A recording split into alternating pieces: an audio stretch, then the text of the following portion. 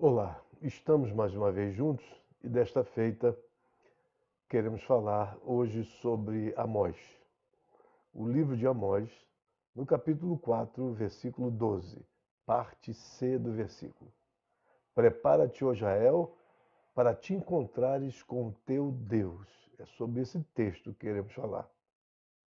Mas antes de entrarmos para explicarmos o texto, do que ele se trata, quero dizer o seguinte, que todos esses vídeos que estamos gravando têm um objetivo, vários objetivos, mas um deles é que haja um retorno de você que está me ouvindo aos princípios da hermenêutica, aos princípios da exegese, que você interprete a Bíblia com sabedoria e com santidade, que você não pegue textos aleatoriamente fora do seu contexto e dê aplicações que nada têm a ver com o contexto que você pegou o texto. Não isole o texto do seu contexto e dê interpretações erradas, incoerentes e distorcidas. O que eu estou fazendo é defender a verdade da Bíblia e a coerência da interpretação. Nós queremos que você, em vez de ficar imitando pessoas, ficar repetindo pessoas que falaram sobre o texto, você se aplique à leitura, aplique a analisar o contexto, a se aprofundar, para depois fazer uma boa interpretação. Saia da síndrome do papagaio, que ouve e repete, ouve e reproduz, ouve e imita. Não seja um imitador, mas seja uma pessoa que pesquisa a Bíblia, que analisa a Bíblia, que faz questão de fazer uma hermenêutica sadia, saudável e coerente. Então vamos lá.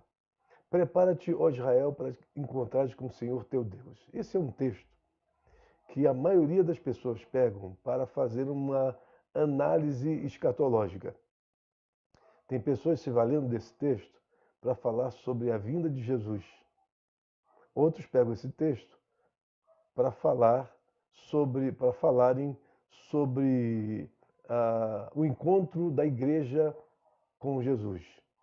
Outros pegam esse texto para falarem sobre arrebatamento. E são muitos que entendem o texto pelo lado da escatologia bíblica. Mas eu quero dizer e afirmo categoricamente, peremptoriamente, que esse texto nada tem a ver com a vinda de Jesus. Esse texto nada tem a ver com arrebatamento. Esse texto nada tem a ver com o encontro da igreja com Jesus. Esse texto é um texto de aviso, aviso para Israel, para dizer-lhes o seguinte, que não há mais chance, porque Deus tentou de tudo, Deus tentou avisar o povo, Deus tentou chamar a atenção do povo, Deus tentou trazer o povo para si, para que ele se convertesse, mas o povo decidiu tomar caminhos opostos. E aí é que eu digo o seguinte para vocês. Geralmente, a gente, quando destaca um texto do seu contexto e não nos aplicamos a analisar o contexto do que a gente está lendo, fica uma coisa inacabada, fica uma coisa sem sentido. Nós tiramos todo o sentido do texto. O que vem acontecendo com esse texto é que nós esvaziamos todo o sentido do texto de Amós e convertemos esse texto a uma outra realidade. Então, isso é falso, isso é inverídico, isso não é verdadeiro, isso não é interpretação que se faça da Bíblia. O que Amós está dizendo, que o povo de Israel, com todas as chances que eles tiveram para se voltar para Deus, eles não se voltaram. E agora Deus está dizendo para eles que eles perderam a chance. Essa é a ideia. Mas, pastor, como o senhor pode dizer isso? Eu digo-lhes o seguinte, sobre 4 pontos aqui que eu quero destacar. Que o imperativo afirmativo prepara-te, que está aí no texto, principalmente na Bíblia Arque, na Bíblia Ara, tá? Esse imperativo afirmativo não se trata de boa opção para quem quer se encontrar com Deus. Ponto 1. Ponto 2. Tampouco refere-se a um imperativo escatológico no que diz respeito à retirada da igreja da terra antes da grande tribulação. Ponto 3. Não se trata também de um apelo à santidade, para que não sejamos surpreendidos quando estivermos frente a frente com Deus na dimensão espiritual. E por último, não se trata do derradeiro momento da igreja na terra. Volto a dizer que o texto não tem nada a ver com escatologia, o texto não tem nada a ver com arrebatamento, o texto não tem nada a ver com a vinda de Jesus, o texto não tem nada a ver com o encontro da igreja com Jesus. Esse texto está falando de juízo. Deus está lançando juízo sobre o povo e declara a este povo, de forma imperativa, afirmativa, que este povo deve se preparar, porque agora eles não terão chance de mais nada. Agora o encontro é com Deus. É um basta de Deus para a sua história. Então, o que eu estou dizendo? Que esse prepara-te do versículo 12 do capítulo 4 de Amós tem a ver com todo um contexto, que começa a partir do versículo 5 do capítulo 4. Agora, no versículo 6, interessante, no versículo 6, e eu quero ler aqui para vocês, na linguagem de hoje, no versículo 6, o que diz Deus até chegar ao versículo 12, no prepara-te. Antes desse prepara-te, veja o que Deus está dizendo ao povo de Israel. E por isso nós afirmamos que o texto não se refere à vinda de Jesus, ao encontro da igreja com Jesus, mas se refere a juízo, a um basta de Deus. Veja no versículo 6, na linguagem de hoje.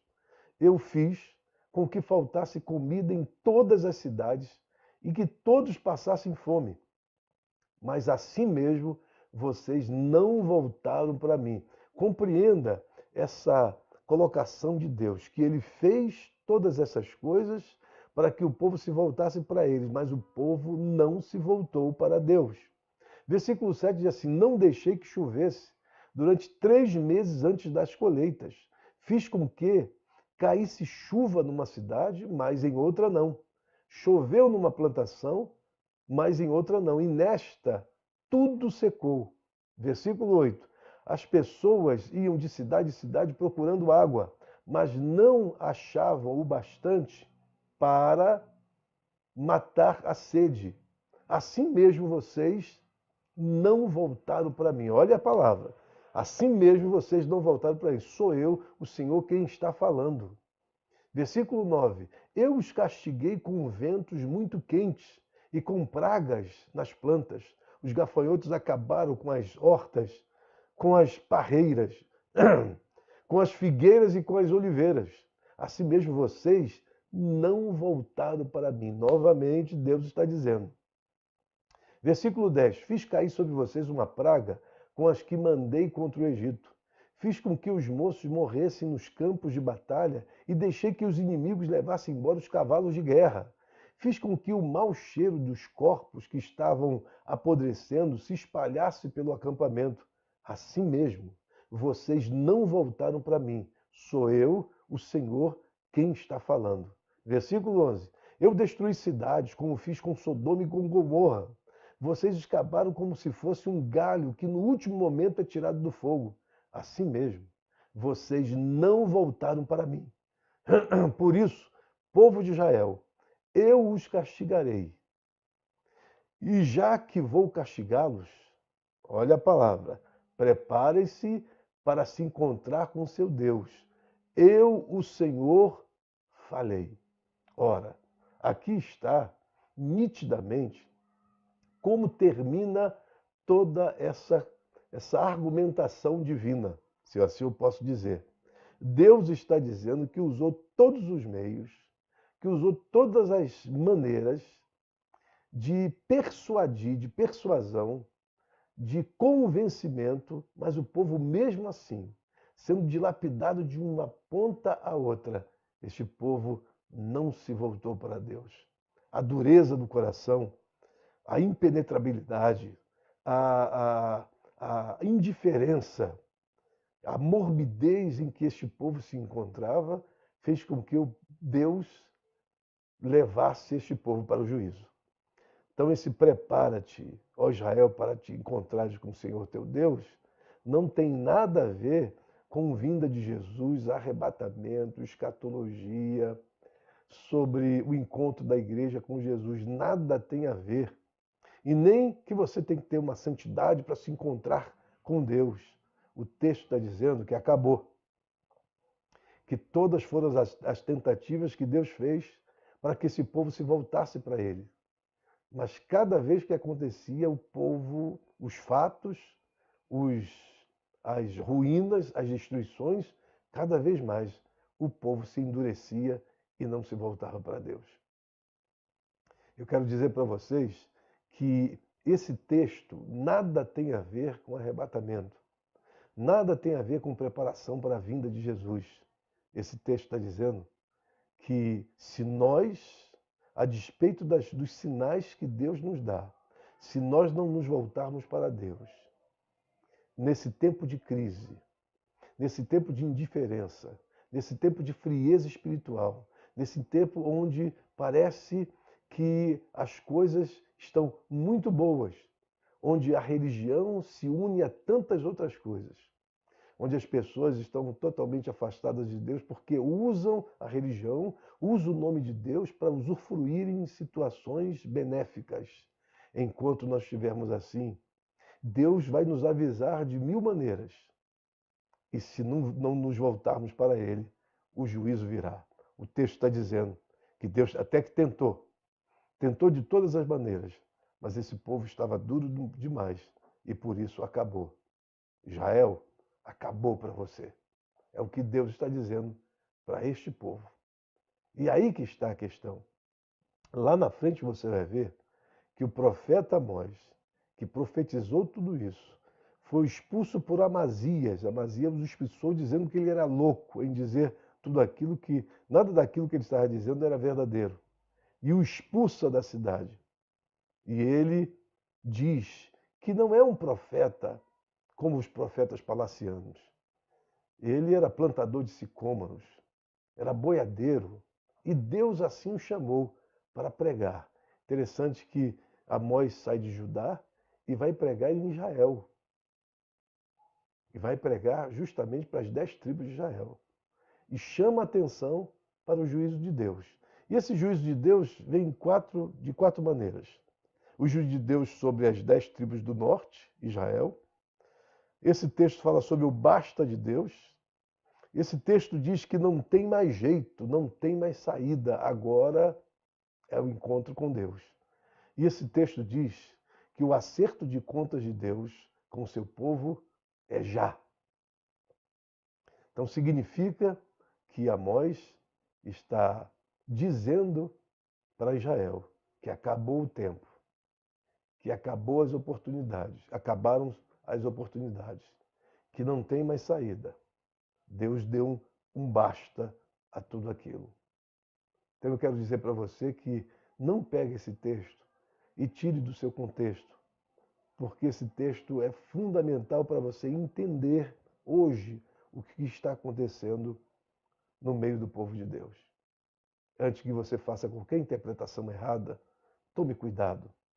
Não desloque uma palavra e dê informações que não existem. Não faça esse tipo de aplicação. Nós estamos sendo bombardeados, nós estamos sendo destruídos por essas aplicações erradas que estão fazendo do texto. Por isso tudo e por mais outras coisas, preparemo-nos para um momento difícil de estar com Deus. E eu vou dizer uma coisa para vocês: se Amós não tivesse intervido diante de Deus por esse povo seria totalmente esbagaçado, destruído, estilhaçado. Mas pela intervenção do profeta, Deus faz uma promessa dizendo que as suas cidades seriam reconstruídas e o povo teria uma restauração na sua história. Deus é fiel, mas não fale palavra de Deus que não existe. Não fique interpretando coisas inexistentes. Não tire a palavra do seu contexto para dar informações erradas, falsas e mentirosas. Que Deus nos abençoe rica e abundantemente. Amém.